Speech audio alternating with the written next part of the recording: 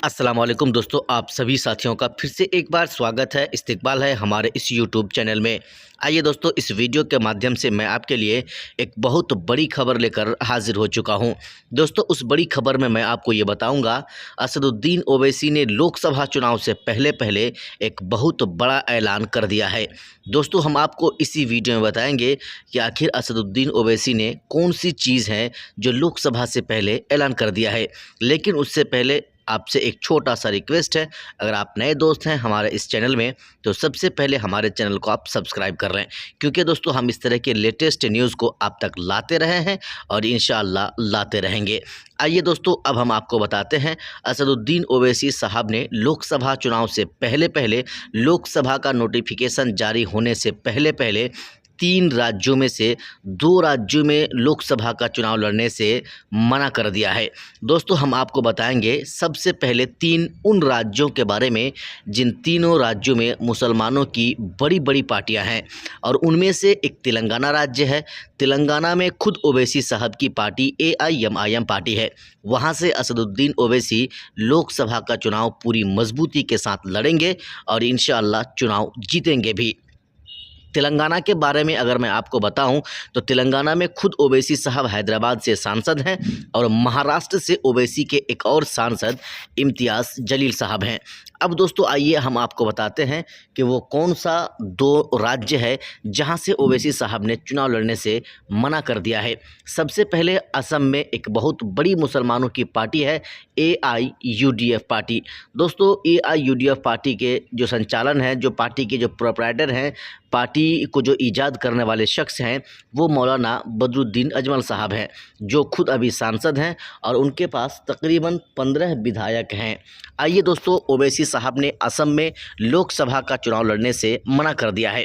उसके पीछे का कारण क्या है हम आपको बताते हैं। ओवैसी साहब का ये कहना है कि जहाँ जहाँ मुसलमानों की पार्टियाँ हैं वहाँ वहाँ मैं यानी AIMIM चुनाव नहीं लड़ने जाएगी।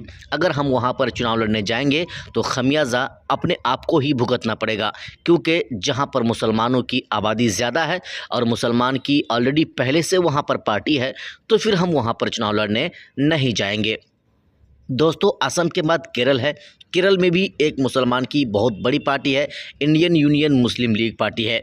दोस्तों, वहाँ ओवैसी साहब जो है चुनाव नहीं लड़ेंगे, इस बात का ऐलान कर दिया है।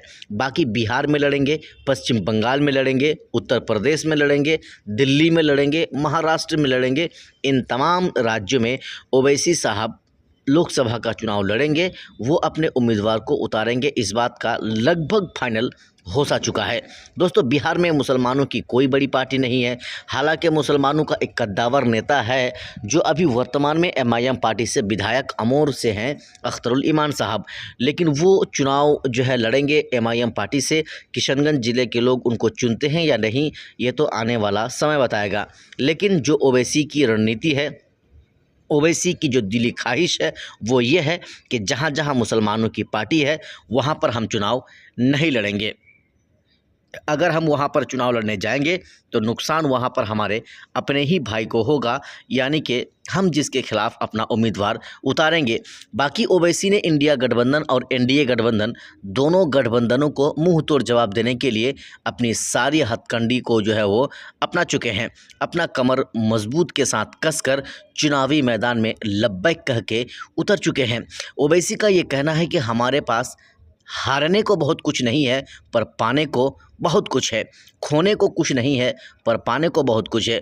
ओवैसी जानते हैं कि इंडिया गठबंधन में जिस तरह से उनको शामिल नहीं किया गया, इंडिया गठबंधन में उनको नहीं लिया गया, ऐसे में ओवैसी साहब हर मुमकिन वो प्रयास करेंगे कि इस बार चुनाव में, लोकसभा का चुनाव में, वो बदला लेकर इस बात का सबूत वो पेश कर देंगे कि उनके अंदर भी कोई दम है। बाकी तीसरे मोर्चे की बात चल रही है। असदुद्दीन ओवैसी, मायावती और आज़ाद समाज पार्टी, इन जैसे कई बड़ी बड़ी पार्टियों के साथ ओवैसी तीसरा मोर्चा करने को तैयार है और तीसरा मोर्चा के बैनर तले चुनाव लड़ने को भी तैयार है। बाकी आप जानते हैं सांसद इम्तियाज़ जलील साहब के बारे में, जिन्होंने तकरीबन 27 साल के सांसद को उखाड़ कर फेंक कर शिवसेना के वो खुद अपना झंडा 2019 में औरंगाबाद ज़िला में में गाड़ चुके थे। बाकी उनके पिछले 5 साल के कार्यकाल से लोग कितना खुश हैं ये तो आने वाला समय बताएगा। बाकी वहाँ के लोगों का जो रुझान है वो ये कह रहे हैं कि इस बार भी वहाँ से सांसद इम्तियाज़ जलील साहब ओवैसी के साथ लोकसभा में जाकर दहाड़ेंगे अगले 5 साल के लिए, इसमें कोई शक की बात नहीं है। बाकी आपने हमारे इस पूरा वीडियो को देखा और सुना, देखने के लिए बहुत बहुत धन्यवाद। जय हिंद, खुदा हाफिज़।